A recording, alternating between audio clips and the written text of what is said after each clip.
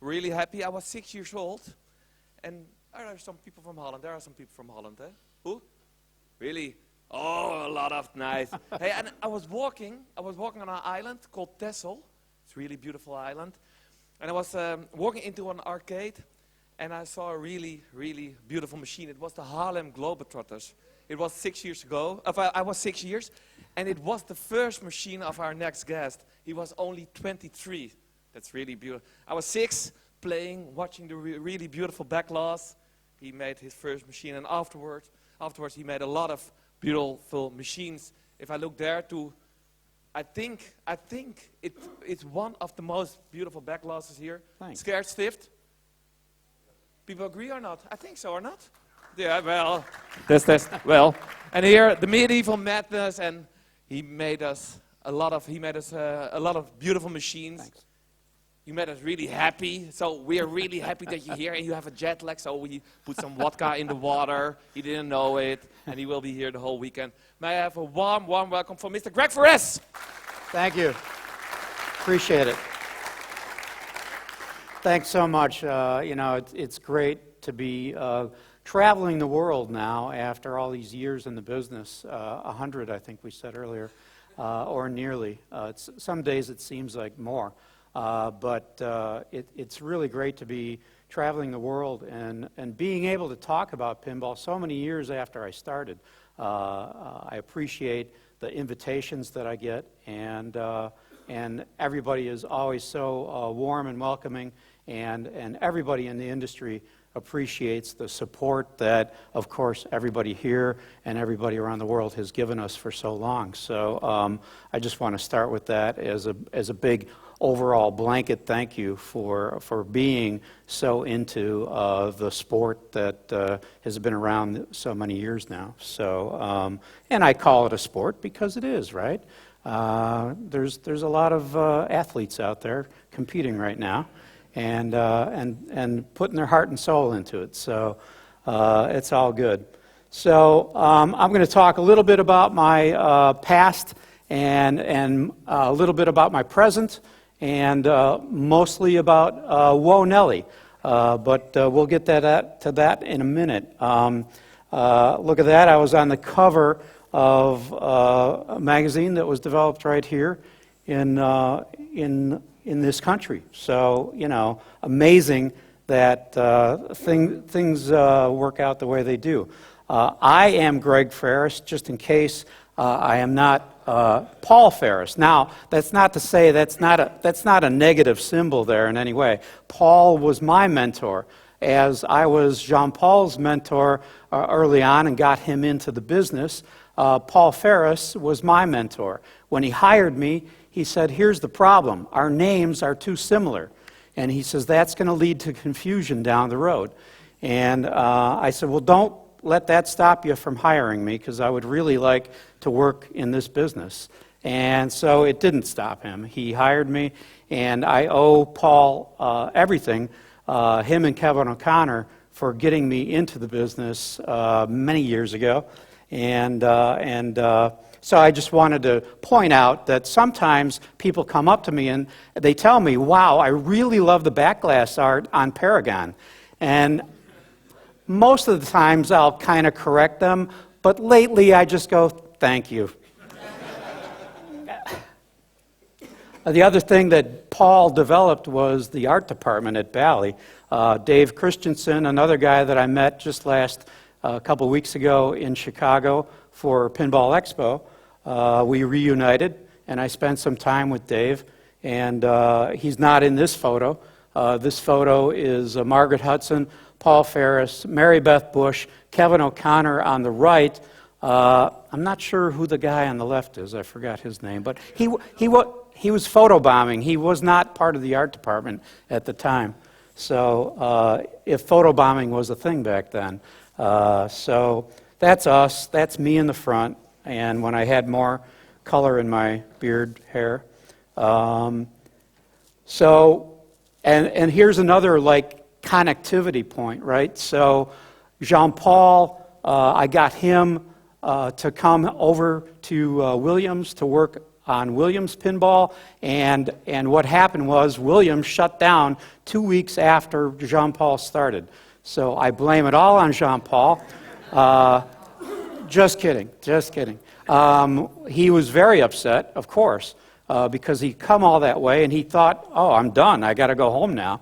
But we kept him on. We worked together at Midway Games on Touchmaster, easy to play bar games, bar top games, and he learned a lot in that experience, and then went on to do great things both in television and now in pinball. So, it's really great. So the interesting thing about this picture is Jean-Paul took this picture because this was the day when we started work on Nellie that I got the first colored playfield in from the vendor. So Jean-Paul just happened to be in that weekend, and he took this picture, and it was an exciting moment for me. That is the look of a happy artist when he sees a playfield for the first time printed in full color. So. And then we went on to inspect it just a little bit further. And, fortunately I didn't find too many flaws, which was all good. And then we were up in Wisconsin when that happened, which is just north of Chicago. And so we had gone shopping for his children that day. And I said, here, put this on. So he became an honorary, what we call cheesehead, because people from Wisconsin are known as cheeseheads from people from Chicago. So anyway, it's a football thing, Bears, Packers, all that stuff. And that's a shot of Jean-Paul standing in front of a professional building where Jersey Jet Pinball was housed. So like we said earlier, first one I ever worked on, 23 years old, happy to be there. It was awesome. I couldn't believe, I was doing pinball art for a living. So it just like, it was magical to be there and to be watching Dave Christensen and Paul Ferris and Kevin O'Connor and Margaret Hudson all doing their jobs. It was just a great time in pinball.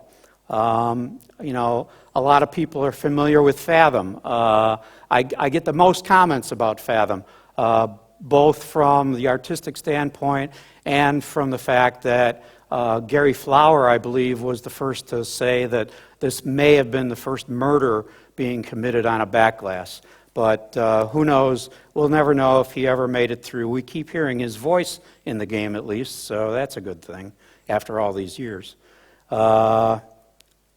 I went on to work with Steve Ritchie at Williams, and the great story on this one was he had known me for humorous games like Party Zone and Dr. Dude, and he said, all right, I want to work with you, but if you're going to work on my game, you can't do any funny stuff. And I said, okay, I can do non-funny things, that's good. What are we going to work on? And he was like, Star Trek. I said, perfect. So we worked together on Star Trek. That was our first. And then No Fear was our second project together until we were reunited at Stern recently. So we had a lot of fun on No Fear because I was able to add some funny stuff to No Fear, mostly with the voice. Steve is the voice of the Skull, and I am the voice of the guy narrating the play-by-play activity who is scared. Are there any kids here? You know what I was going to say. But anyway, Revenge from Mars, another key moment in pinball history. The end of an era, or almost the end of an era, with Pinball 2000. It's just part of the whole experience that I got to have throughout my career. So I'm real proud of Revenge from Mars. It's fun to play. We thought we were inventing something that would bring in a larger audience, a younger audience. Thanks for that break. So yeah, that's where that's at. If I seem a little scattered, I am experiencing a little jet lag. I didn't get much sleep last night, if any. So if I start babbling on and on, just kind of wake me up. So what I'm going to talk about here today is what Whizbang Pinball did from the garage shop to the Stern shop, and give you a little background as to that game that's sitting out there, Whoa Nellie, Big Juicy Melons, and give you a better understanding of where it came from and why it's even there. So this Whizbang style. So we came up with the name Whizbang after a while, but it's Dennis Nordman and I have done numerous games together, and so we collaborate really well together. He understands my point of view and my sense of humor, and I understand his point of view and his sense of humor, and we're both like, when we get together, we're like a couple of fifth graders, and that's kind of our humor is about at that level too. So we just enjoy working on games, and we enjoy working on games where the player is not intimidated by the game. We want to invite players to play the game and to understand the game and make it easy for them to understand the game. So it's been a common thread throughout most of our design experience together is to make a game that's colorful, that it's exciting, and it's easy to understand at a certain level, and then maybe drill down a little bit deeper, once the programmers kind of take over and tell us, oh no, the gamers want to play longer, so because Dennis and I are not hardcore pinball players per se. We just want to have fun. So we enjoy working in pairs, obviously with Scared Stiff and Elvira and the Party Monsters. We put together some fun stuff with Elvira, with Cassandra, thanks to Roger Sharp for landing that license and marching it around engineering and saying, who would like to work with Elvira? And, it was kind of like a no-brainer. It's like, yes, we would love to work with her. So that was a great experience working with her on that.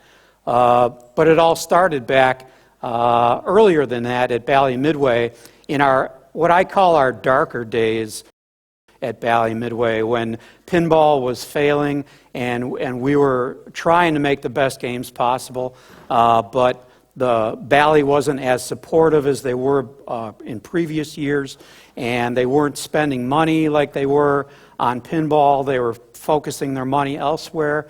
So Party Animal came around that era, and Dennis and I put our brains together on that one.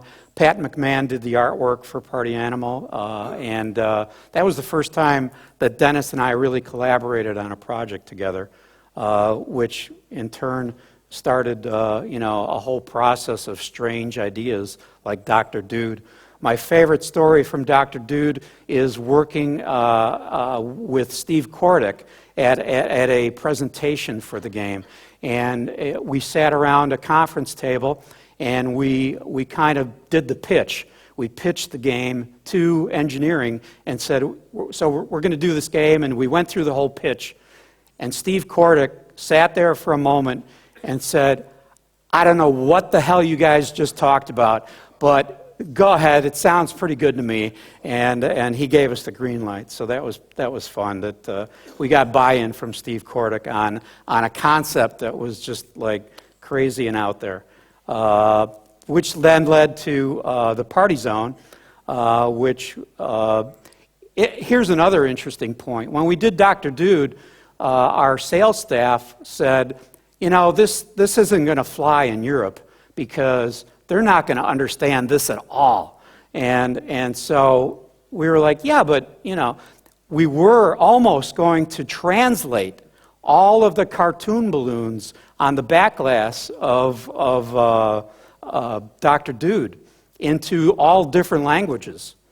And when we sent them for translation, we got word back that most of this doesn't translate very well because it's all slang, American slang or English slang, so it doesn't translate very well. So this is probably a bad idea to translate it.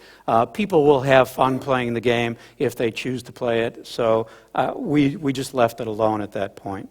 So that was an interesting point. And here, you know, how many years later, I walk the floor and I see a party zone behind me. I see two Dr. Dudes on the floor. So somebody must have liked it here in Europe.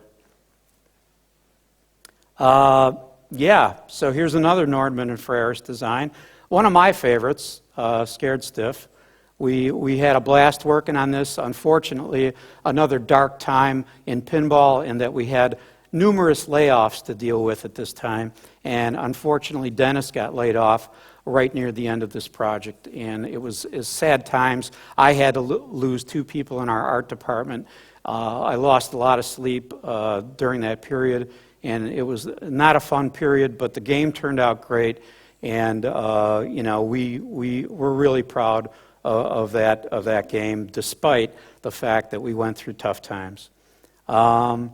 So let's move on to Whizbang Pinball. That's Whizbang Pinball is definitely Dennis and me working together again.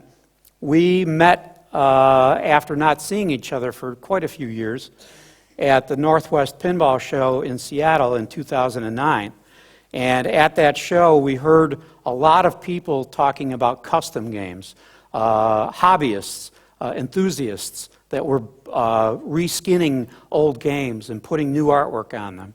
And by the end of the show, I had mentioned to Dennis, hey, we're industry guys, and we're kind of in between work right now, a little underemployed. We've got time. Let's try to put something together and see what happens. He agreed to it right away, and he had this game, Continental Cafe, in his possession.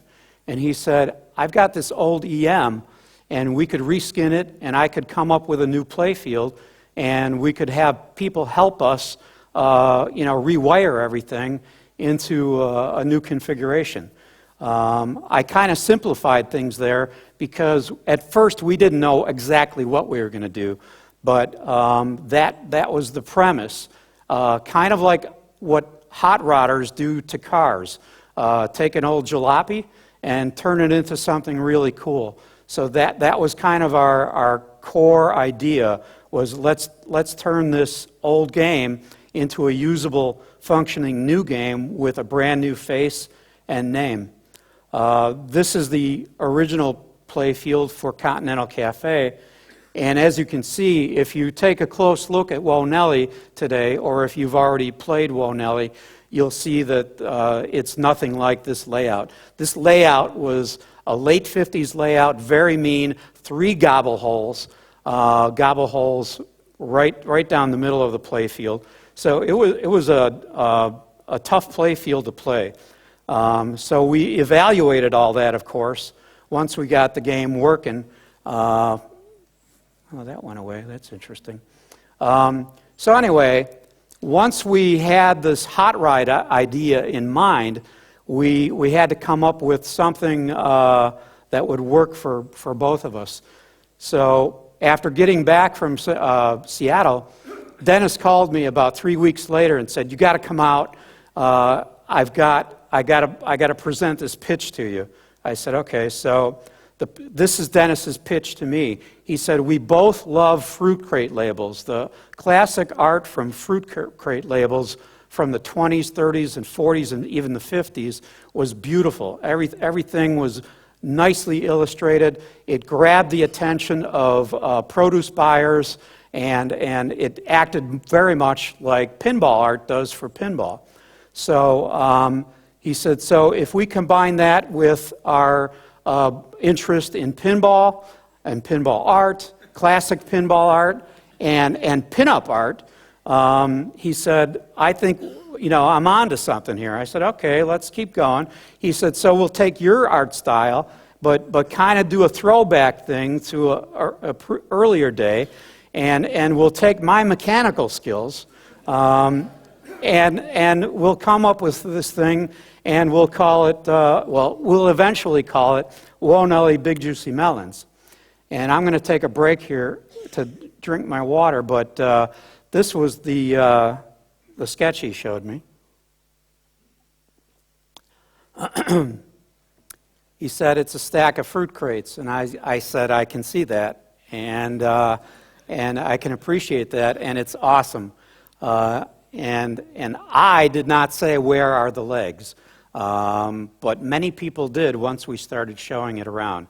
Pinball players and pinball enthusiasts couldn't get over the fact that we were not going to have legs on this game, because as you can see, legs are prominent. So that was an interesting early on revelation to us that, oh, a pinball machine needs legs. Well, Dennis has always been contrary to that, to the point where when he got in the business, the mock-up on the right here was his entry point into pinball. He designed that cabinet in school as a product designer and brought that to Bally and pitched it to them as a new design for pinball, because pinball needed to look more modern in his viewpoint. So this was a way to make pinball look more modern to a more modern audience. At Bally, we ended up using a derivative of this first style here. It did not make it all the way to the pedestal, but as you can see, this early genesis of a pedestal design kind of carries over into Whoa Nellie. So we start the garage phase here. Dennis has a great shop, not very organized, but it's a great shop and room to work. And so we started taking that single game that he had in his possession, getting rid of the graphics on it, and building the framework to make this look like fruit crates. We got old fruit crate labels off the internet and enlarged them to fit the cabinet so we could see a work in progress, and so other people could see, the idea that we were trying to go for here. That's like an early mock-up of the base crate. The base crate is not set up here at the show, but we'll talk about that later. Then while he was busy doing the cabinet design, I got busy with the artwork. And our first name of the game was Sweet Juicy Melons, and we branded it Whoa Nellie. So just like fruit crate labels would have a brand name, we didn't want to just call it Sweet Juicy Melons. We needed a brand, so it was Whoa Nellie brand, Big Juicy Melons. And it became Big Juicy Melons for obvious reasons. So there's the base crate, a little further along in development, showing fruit inside. And we had to get it across to the players at the first Expo that we brought it to, that this game has no legs. It's all about the crates. So that's where we were as we were getting prepared to bring it to Expo and beyond. This is another Continental Cafe. We called her Pinky for obvious reasons. And we started acquiring more Continental Cafes because people were telling us, if you're going to build one, you might as well build a bunch of them. And we said, well, we're not manufacturers, we're designers. So long story short, we ended up making 4 unique Whoa Nellie games in his garage that we then sold to a few buyers out there. It was at that point when we started generating more interest for more games that we thought, well, maybe we can take this further someday into a broader audience by going through a manufacturer and having help to build more games in a production setting. Because we certainly weren't going to build 50 games in Dennis's garage. or any number beyond 4. We got a lot of help because we needed it. Mark Wayna and Ken Walker. Mark Wayna we worked with at Williams. Ken Walker is part of Team EM in the States, who help people figure out problems when they buy an EM game. You can contact Team EM on the internet and have a chat with anybody as to any problem solving you need to do with your EM game. So these guys were instrumental in getting us to understand what needed to be done to turn Continental Cafe into Whoa, Nellie. These are 2 drawings. The drawing on the left is Dennis's first layout for Whoa, Nellie. The drawing on the right is the final layout for Whoa, Nellie. And we used the simple rule set that basically was already in the EM code, so to speak. It's not code, but it's the way it's wired with the switches and relays to keep the scoring as similar as possible and rewiring everything to meet that scoring setup.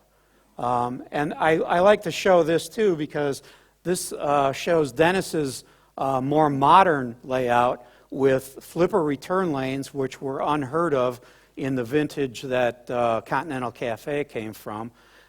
He kept the center bottom with the flippers and the post there, which is a lot of fun to play. Once you get used to it, it's a lot of fun to play that bottom. And then everything else, the jet bumpers were imperative scoring device for this game. So the lanes and the jet bumpers work tandemly together to create bigger scoring possibilities. So that's a key to playing that game. These are just behind-the-scenes shots of us working in Dennis's garage, and we had to label everything to keep track of where all these wires came off of Continental Cafe, and then would have to be rewired onto the Whoa, Nellie playfield. This is iterative work on the cabinet with iterative work in the color choices, asking family members, what do you like better, blue or red, that kind of stuff. So, we opened it up to a select audience for us to help make decisions. We got a first flipping game in 2010 to the Milwaukee show, and, that was a big landmark for us. We got a number of people to take a look at it and play it, including Roger Sharp, who said, hey, you guys, you need another scoring mechanism over here. Put another rollover switch over here, because I want to shoot up that left side. And so we obviously were like, yeah, you're right. So we went back and added another star rollover there. I'm going to go back here because in this picture, the guy with the tag on that's facing us is Kerry Imming. He's from Minnesota. And we didn't know Kerry at all, and we know him very well now because he wanted to help us take Whoa, Nellie from electromechanical to solid state. So he had already devised a system called PinKit, which was a modular system that he wanted to convert his EMs to solid state. So he said, I can bring this technology to Whoa, Nellie, and that way you can build multiple games and have the solid state system run it for you. So we were like, okay, we don't know what you just said, but it sounds great. Let's work together on this. So Kerry was instrumental in getting us to a broader audience with more than one game. That's a beauty shot of the garage games. All the games as they were finished, all except the one, which was the EM game. These are all the solid state games. Some behind the scenes work. I think Jean-Paul was at this build this day before one of the expos. We had to get 2 games to Expo, the solid state and the EM, so people could see the difference between the two. because we wanted to make sure that they saw that. So that was a great weekend. We worked really hard that weekend, and it was awesome. Good memories. And that's a beauty shot that Mr. Jim Shellberg took of us when we finished it up, and we're proud of that game. This was an outdoor shot in November, right about now in November, and it was a bit cold that day, but we made it through and got some interesting shots out there. Another thing that's happened in the course of events, when we made our 4 games, we couldn't just print 1 back glass or 4 back glasses or 4 play fields. We had to commit to printing 30 play fields, and we made 100 back glasses so that we could sell money to help fund what we were doing, because we didn't want to pay too much out of pocket and get in debt. So we ended up selling back glasses to help offset the cost of building these games. And we ended up selling some of the play fields that we had printed.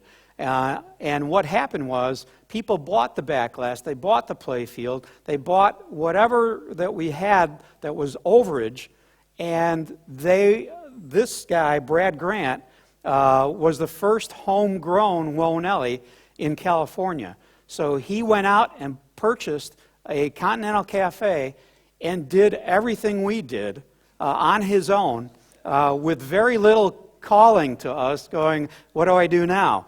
And we were amazed that people took it upon themselves to build their own Nellie. There are 2 right now in existence in the United States, and there's a 3rd being built in Seattle. So our hats off to those people for doing an incredible job. So I'm going to transition and take another drink of water, not anything else. I think I'll make it. But thanks for asking. I am talking pretty rapidly. I hope everybody understands my style of English. So at some point, we asked the buyers of those 4 games, do you mind if we take this to a bigger audience if we can get a manufacturer to build it for us?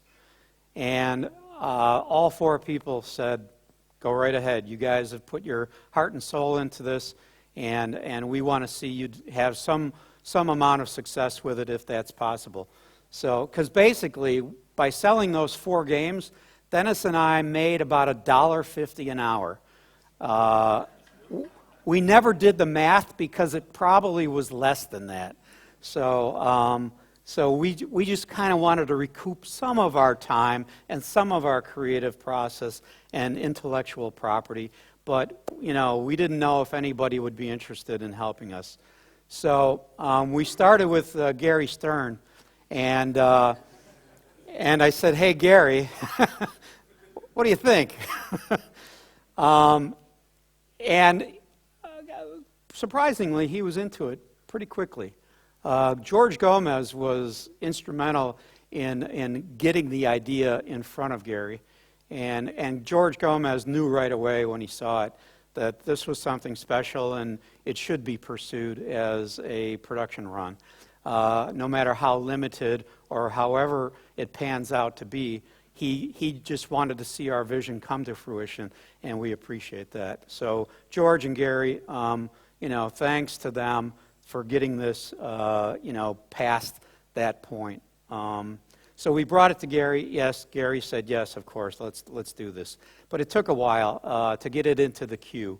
And so we had one of the solid state games in my office for 2 years, and that game belonged to Darren, who was one of our first 4 buyers. Darren did a great service to us by allowing us to keep his game for 2 years in my office. It got very little play, just enough for people to understand, what the game was about. But he was very generous in allowing us to do that. And so on the back glass, I made a small change that it used to say Mike's Truck Rental on the red truck, and now it says Darren's Crate Rental. So I made that backlash change in honor of Darren's generosity. Tom Copera is a mechanical designer for Stern Pinball, instrumental in getting our garage shop, our skunk work, into the production setting for Stern, how Stern needs everything done to make it happen on their production line. So a big thank you to Tom Copera. This is the first whitewood from Stern. The star rollovers are brand new design for Nellie, and they come in from the underside of the playfield. So they're engineered very nicely. They're adjustable so that they sit nice and smooth when they're on the playfield, and no worries about hard coat going into the old star rollovers, into the small little grooves. So that was a big advance to get this game into production. The cabinet was really important on this game. The weathered fruit crate that Dennis so meticulously created in his garage by stomping on it and flaming it with a torch and then hitting it again with a chain and just beating the crap out of the wood to make it look like it's been around forever. This was instrumental, and that was important to us. And George Gomez knew that, and he said, we're going to make it just like. He goes, don't worry about that. However we need to get this thing done, we're going to make it that way. So that was cool. So this is the first cabinet that came in, obviously not what we expected, but we call it the stealth cabinet so people wouldn't know what we were working on. But they just spray painted it black. But we had another manufacturer that helped us with the weathered wood trim to give it that weathered look that Dennis created. This is the same cabinet with the playfield set into it. The spike system, which that spike right there in the back box, that's about how big Spike is. So he runs the show. Spike was introduced on the WrestleMania game, and then Nellie was the second Spike system game from Stern. Behind the scenes people, Pat Powers, if you ever had any little problem with your Stern game, you call and you probably talk to Pat. He's a great customer service guy, takes care of our customers in a big way, and he goes in and looks at the games in development so that he can see things as they develop and make suggestions and stuff like that. Dave Cadeau is our tech lab guy. He builds up all the first whitewoods for us. And Raina Cortez designs all of our cabling. Great people, great brains that really know pinball and put things together. As we move forward with our design at Stern for the Stern production line, we knew that there was going to be modifications that needed to be made. One of them, surprisingly, was the size of the back glass. I would have never expected that, but Tom told me that, I'm sorry, but your back glass is going to be a little bit bigger, which is not usually a problem. I like bigger back glasses, but I had to redesign the top half of it to make it fit better. Didn't affect anything aesthetically, so that was all good. This is the old back glass sitting in the back box of the new cabinet to show you the difference in size. So on the first 4 games we built, we kept the one gobble hole intact. And so many shows that we went to, people would be like, my ball is gone and it didn't kick out. And we were like, well, that's a gobble hole. And they were like, yeah, so what? My ball is gone. And we were like, yeah, that's exactly. So we knew right away that was going to be a problem, especially if operators wanted to operate the game. So we convinced everybody at Stern that let's remove the gobble hole and put an eject in so that gameplay isn't interrupted so brazenly by, there goes your ball. So everybody agreed to it. And the other, we had the mechanical lift mechanism that you have to push to lift the ball up into the trough and then pull the plunger. And again, even older guys like me would come up to one of our 4 Nellie games, and they'd press the start button, and there's no ball, and they'd be like, "There's no ball," and we're like, "Yeah, you got to push, you got to work for it," So they would, "Oh yeah, it's one of those." So that was the other old school thing that we switched into the new Nellie, so that people out in the field today or at home today wouldn't get confused that they had to do 2 things to get the ball into play. These are wood samples from the wood vendor to get the weathering just right. Yes, they did weather all these strips of wood more in a production setting. I don't think they sat there with chains and flames, but it got it to a point where we needed it. And then my favorite slide. One day, Stern woke up with wood, and the manufacturer of the wood sent the wood to the wrong location. They sent it directly to Stern instead of to our wood cabinet company. So we had this huge amount of wood to deal with that we then had to reship to Churchill, our cabinet company. These are shots from Churchill when the cabinets were starting to be put together over there. So it's basically, a shell of a cabinet, and then the wood trim is what dresses it up to really give it that crate appearance. Play on words, our ideas come to fruition, and the fruit crates come from it. So that's Dennis getting in the way, and these guys are like, come on, who invited him? But this shows you the interest that we had in making sure that this game was right from top to bottom. These are first cabinets that came in. Actually, they came in the wrong color choices. We wanted gray on the main cabinet and brown on the base crate and the back box, but these came in flopped. Stuff like that happens all the time. This is Dennis approving the first play fields, but I did not approve them because they used a metallic gold paint on the play field, which was wrong. It was supposed to be kind of a brown color, and they ordered metallic gold instead, and it just didn't fit with the theme. So we sanded all those down and started from scratch. Again, showing the attention to detail that Dennis wanted in all of these games. He's out there finessing stuff right on the production line. There's Mark Wayna, who now works at Stern with us, and Dennis inspecting the first playfields going down the line, and I'm just photobombing them. Bigfoot showed up. You all do know that Dennis is Bigfoot, right? From Whitewater, so there's proof. That's the guy. This is Don Thorne. He's head of our production.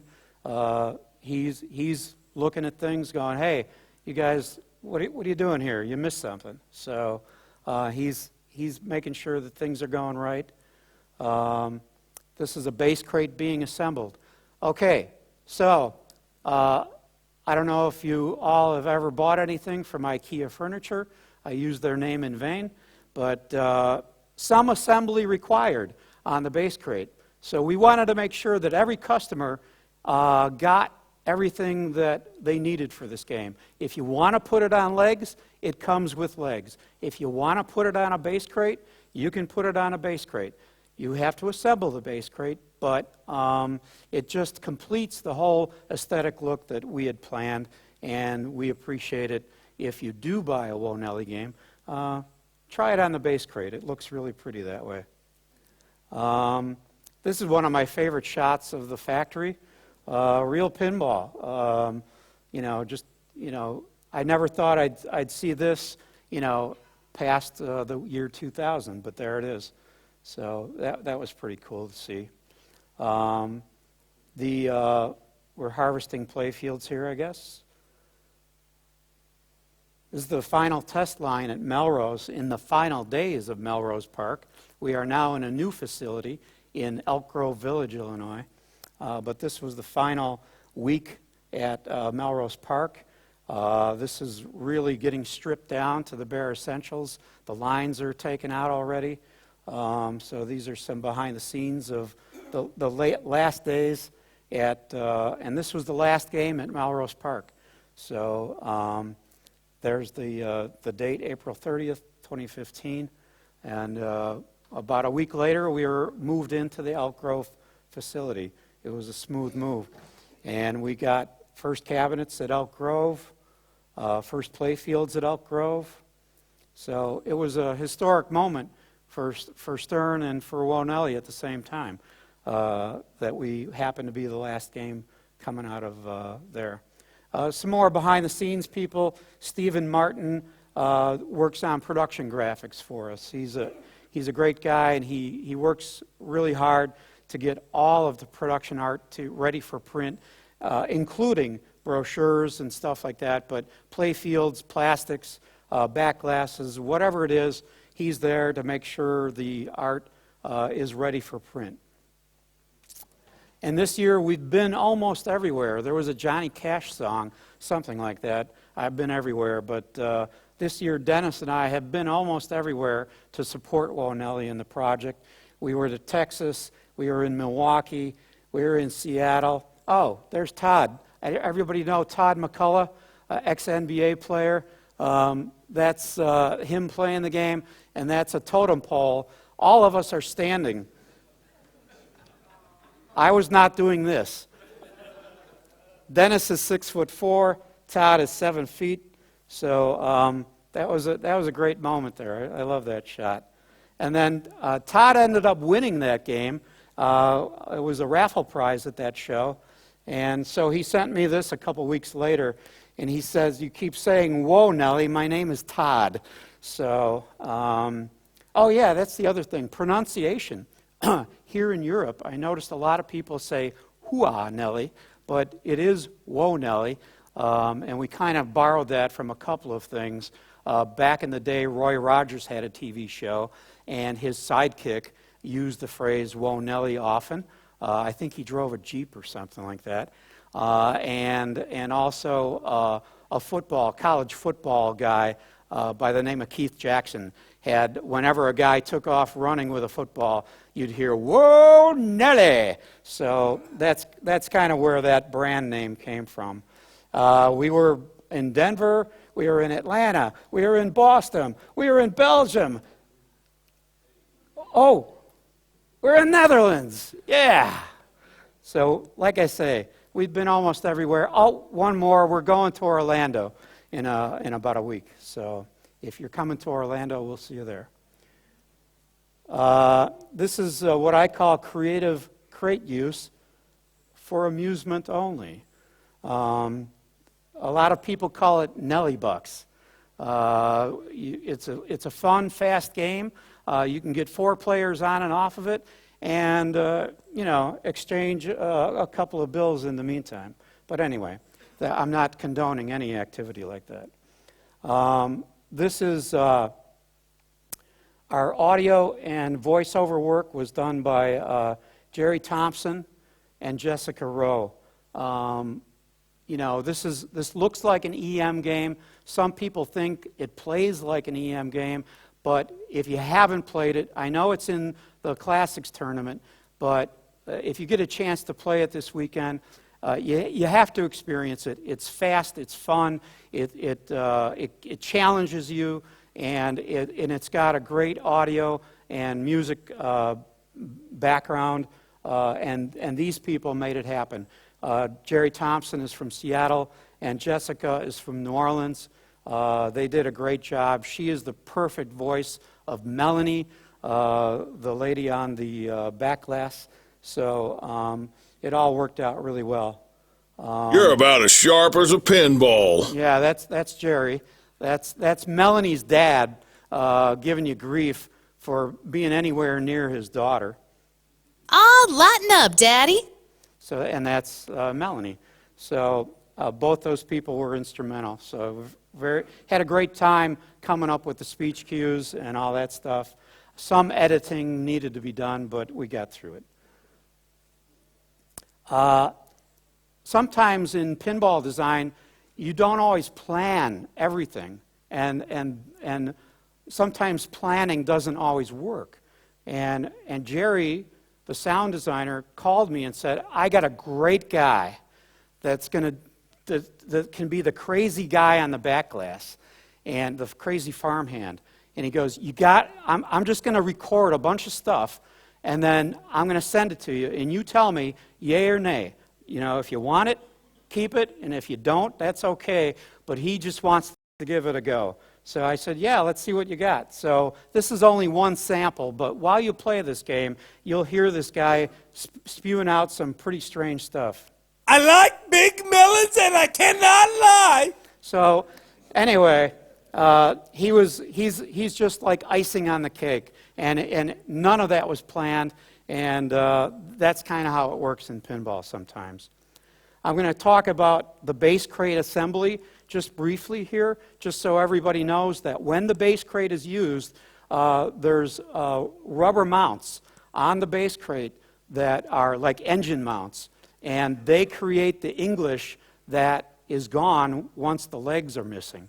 So this is a very solid, stable configuration that Dennis came up with, patent pending, and so it gives the game English, even though there are no legs on the game, and it's all good. Also, people didn't realize that there are leg levelers on the bottom of the crate, so you can set the game where you want it, how you want the angle of the game to play, and also word of warning.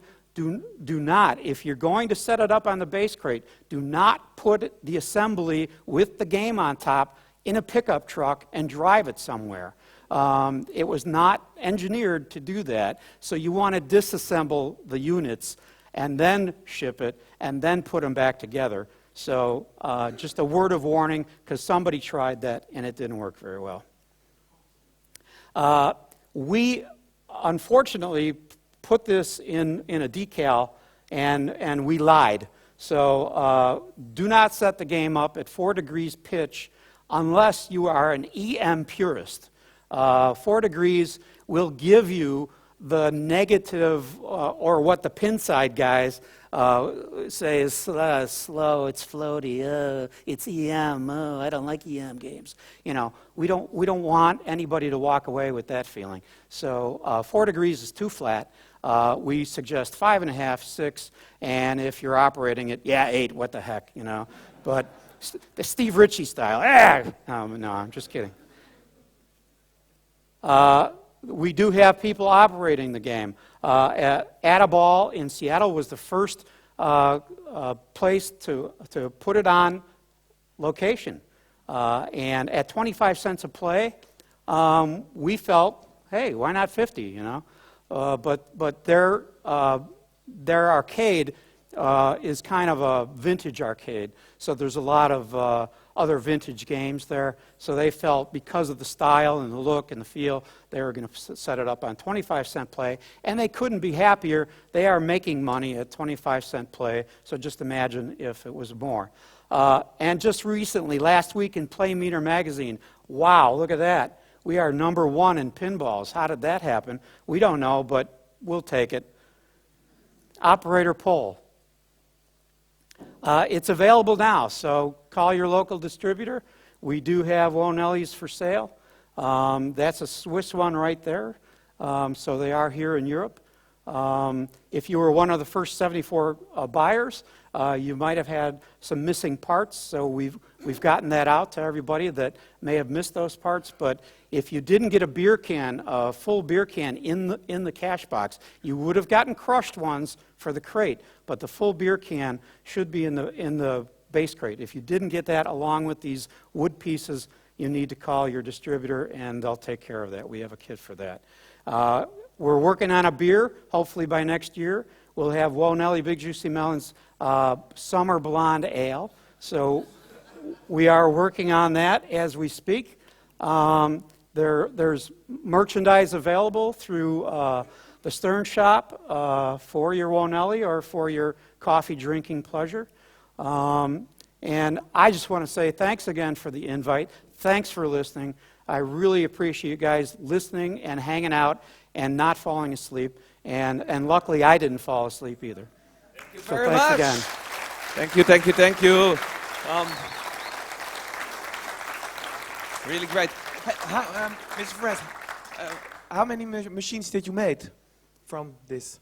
Well, that's a good question. Yeah, that's why I'm asking it. We've built 150. Okay. And we can build more. Okay. So as demand is needed, Yes. we can build more. That's the beauty of Stern Pinball. Yeah, and is it only especially for the home market, or is it also for the operators? No, we want it for operations. So Okay, and there's one in Seattle. It's a bit far away from here, from Drune. Right, right. Is there one somewhere out in Europe? You say Switzerland? Well, that was a Swiss was it- game going to Swiss. Was it private? I don't know if I was in Belgium last Yes. month, and Evert might be operating one in Belgium. Okay, that's so for sure. okay. So- Nice. And was it for you another way of working? Because you made so many machines. So you made Star Trek, you made Scared Stiff, you made Party Zone, more Right. Medieval Madness. Right. That's a small period, and this was working, I think, for 5 years. You worked for 5 years on this machine? Oh yeah, It's part time. Yeah, slow. Yeah. Yeah, so it was part-time work. I worked for Jersey Jack at that time. Yes. On Wizard of Oz, and so there was we were doing it all part-time, getting that going. Yeah. Okay. Yeah. You know the Ramones, the band, the Ramones Yeah, from New York. sure. They were always saying when they were like the last record was the best. For you, what is that your best machine? I don't know if it's my best machine, but right now it's my favorite. Your favorite? Yeah. Okay. Besides Scared Stiff.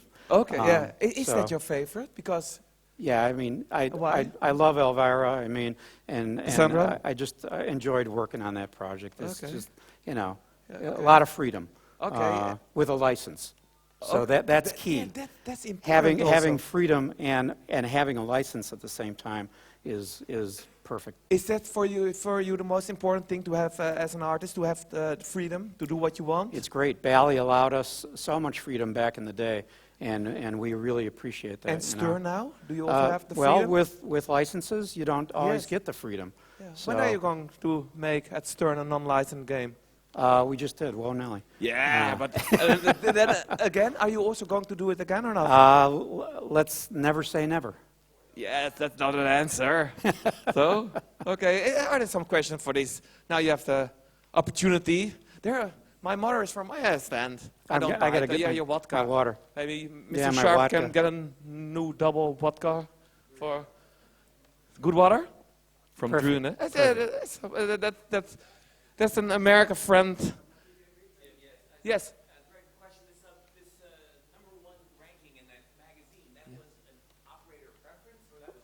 Operator poll. Yes. You know, thank you. Yes. It is obvious to what Greg was saying before that there are games in operation. So it's based on earnings, it's based on reputation of what the game is doing.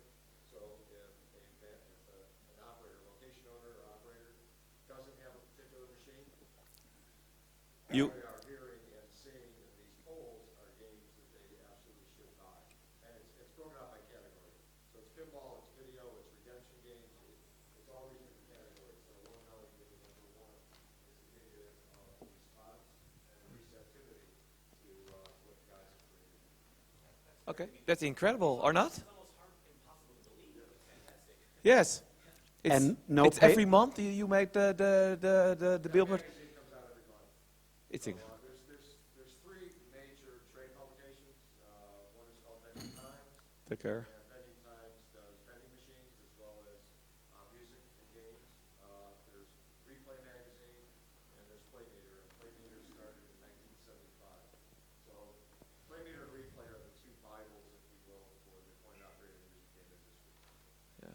But so you're earning money with the machine?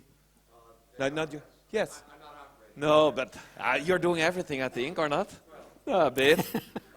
More questions. This As an old school operator?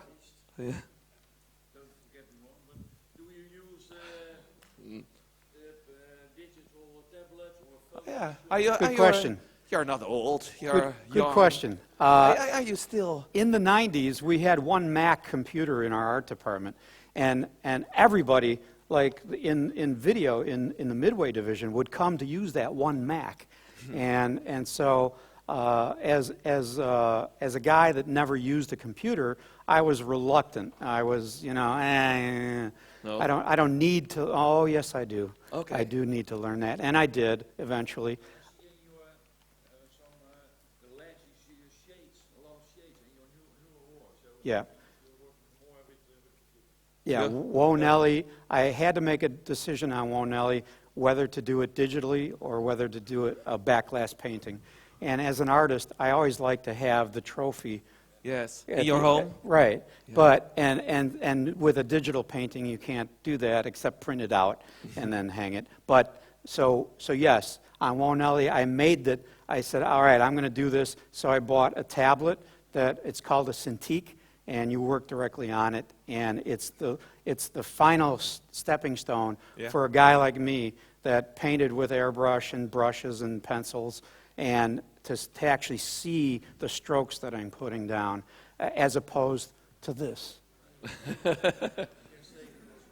Sorry, what do you say? You can save it or throw it away. Exactly.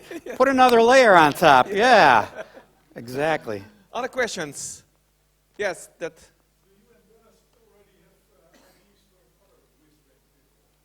Other than a Whizbang pinball, of course. Of course. But Which? maybe. Dennis is kind of doing other things now, and I'm doing something else right now. And so there's a lot of busyness between the two of us that's not combining.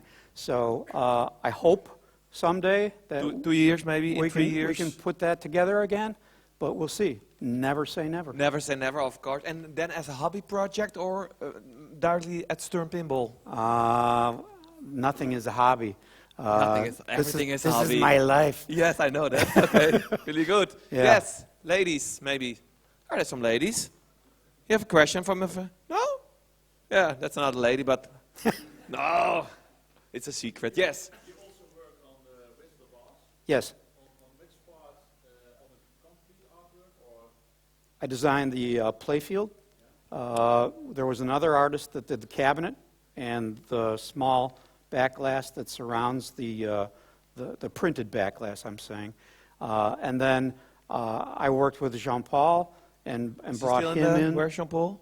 Oh, there. I really. brought him in to Jersey Jack to do the screen graphics. So we worked together by Skype and had many Skype sessions talking to each other. And he helped me on the playfield art. I wanted to put a nice silver ball in the middle of the playfield that reflected the characters. And he said, I can do that for you in 3D. So because I don't work in 3D, You I also said, learned "Good." now from Jean-Paul. I wish I could learn from Jean-Paul. Yeah, He's- because he was your student. he was very You were the advanced. professor. Right, I And guess now, so. On which level are you now, if you look to Jean-Paul? He's going to be my boss someday, maybe. Yeah, and he's not a good boss, you know that, eh? Yeah. Okay, really good. Hey, if we look to Medieval Madness, you were the art director, and John Jowsey was the artist. How does it work exactly? If our two artists took on one ship, it's not difficult. It depends on personality. Just any other coworker that if you collaborate well together, you're going to know it right away. You know, if somebody is going to be reluctant to listen to your ideas, then you know going Okay. into it that it's not going to work. But immediately, if you make the connection and you understand each other Yes. and you understand the vision together, you know. And of course it worked out. Sure. But you were the boss. Well, Well, yeah, I never consider myself a boss. It's like, No. you know, I But like you know I what I like mean, to work eh? collaboratively, you know. So yeah. More questions. Got 5 minutes more. Nothing? We're done? My mother is from Ireland, and the Dutch people are always a bit shy. Oh, there we go. Yes, Andrew. You talked about comedy in your other games, and they are funny, and the No Fear character also. Right. When I think of the funniest pinball machines, I think Medieval Madness and Mars, and who decides when a game is going to be funny? Because those are head Yes. and shoulders Right. the funniest Good games question. ever. That's Steve Ritchie doesn't want any funny games. Oh. Fast, Fast. faster. Yep. Yes, Bigger. bigger. Right. More girls. Right. Yes, cars. Yep. Okay, but funny. I think More speed.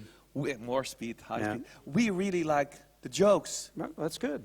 But That's good. We like who, that. who made that decision? So the design team does, and it's interesting that you bring that up because you may have already known, because it's all over the internet, that Medieval Madness, we did have help from Second City Improv Group in Chicago, and the two writers that we brought in to help us, actually, I've seen them on Conan O'Brien's show as bit actors when they do sketches and stuff. And they are writers for Conan O'Brien now. So it's interesting to see the transition from when they worked at Second City as writers or as performers, and then they've moved on to bigger and better things. So their work is part of Medieval Madness, and it's always going to be there. And of course, I forgot her name. Tina Fey. Yeah, he's knowing everything. So, and I only learned that probably 10 years ago when I still worked with Dan Forden, our sound guy, on Medieval Madness. He goes, "You do know that was Tina Fey back there when we were in the recording studio that day?" And I said, "No, I didn't know that." No. And he said, "Yep, that was her. She was just a Second City troop member at the time." So it's cool. But yes, back to the question, it's a team decision right from the get-go that Medieval, because I think one of the names, we had a list of like hundreds of names For for Medieval Madness. Can you give And- one example? And one example Yeah. was called Medieval Castle. Medieval Castle. Oh, that's a good name. Yeah. So, Okay. but we needed, I felt, and I love alliteration in writing, so, if you look at it, Dr. Dude, Scared Stiff, the alliteration is always there. So Medieval Madness made sense to my brain, and so that's the one that stuck with the game. So Were you expecting it when you were designing the machine that it should be the biggest hit, the most popular machine ever? of course not. No. Never. You never had a kind of No. a I feeling. mean, obviously, when we looked at when the cake was all done, Yes. and it was a beautiful cake, Yeah, there you it were is, and trying to pick yeah, up. right, and that castle is such a beautiful centerpiece for Yes. the game, and the way it works and everything. We knew we had something, but at the But not- time, the sales of games in general were weak. So Yes. we wanted it to exceed our expectations, but at the time it didn't. So And Brian Eddy? Brian Eddy, You have contact with him? I do. Okay. I That's really interesting because all the guys are coming back to Stern. The guys are still Right. doing things in the garage like you. and Brian that's all. Brian is a very busy man. Yeah, with what? Very successful. With what? He works for Zynga. Zynga, what is Yeah, it? cell phone, digital. We already have So- cell phones. But Can you? he's doing very well. Maybe Mr. Sharp. Mr. Sharp, can you bring him back? You can do everything. I heard. That's me. I heard it in my ear. Is it true? Can you not bring him back in the business? I'm actually working with Brian at Zynga, No, for cell phones. social slot machines. No, pardon? You don't mean it?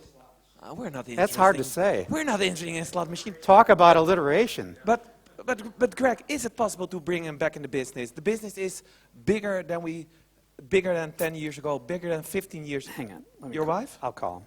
Okay, really good. Really good. No, but hey, it should be possible. What did you say? Never? Never say never. Never say never. That's right. Shall we do it here in Drunen in Holland, that we make that decision, that we bring back Eddie into the business? You're going to... Never say never. But you're going to work on it? I will ask him that. You are for me, private, On Tuesday. on Tuesday. I have a nice book, you know that? So maybe we give this book as a present. Everybody bought this book? Yes? Mr. Sharp, you have the book? I don't have that. You don't have it? That's Now we talk about that later. Okay, that's good. But I think it's really nice to bring him back in the business. Oh, yeah. Okay. It would be interesting. Okay, you have a last word? A last word. We really, you know that we really appreciate that you're here. Roger's here. I appreciate being here. Yes, that's really nice. Very nice to be invited. That we now really see the face behind all the nice things. May I have a warm, warm, warm applause for Mr. Greg Freres? Thank you so much. Appreciate it. Thanks. Good, good, good. I think, yes. Up, up, up. And he will be here the whole